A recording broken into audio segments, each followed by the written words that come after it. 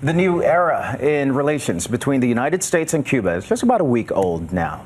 Hardly enough time to make any judgments about any aspect of it.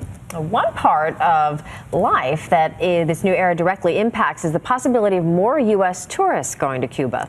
ABC's Serena Marshall has more from Havana. Cuba, an island frozen in time just 90 miles south of the Florida Keys, memorialized in movies like The Godfather.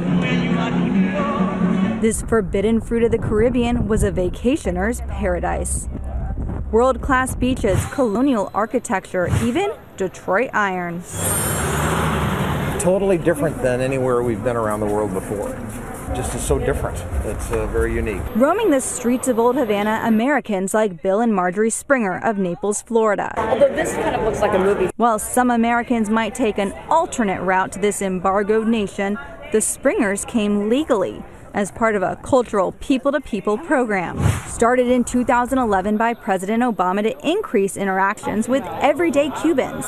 Those wishing to go experience the island must go with a tour group who have special licenses. The Springers' $6,000 week-long tour meant they've joined the more than 80,000 Americans who visited so far this year. You are really not on vacation. It's an expedition and a learning experience.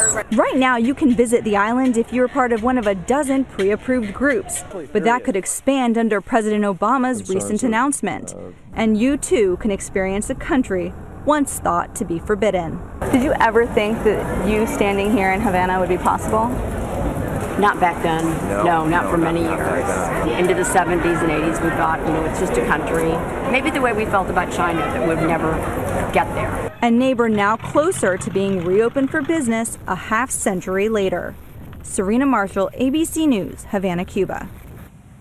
It's interesting because so many people want to go because it's a place stuck in time, but that will change as more tourist dollars flow through the country. So it's interesting. It's necessary change. I'll tell you, I was there just in September as a tourist, and it's a beautiful country, but there are a lot of broken down buildings that need help there. So we'll see how it develops next year or so.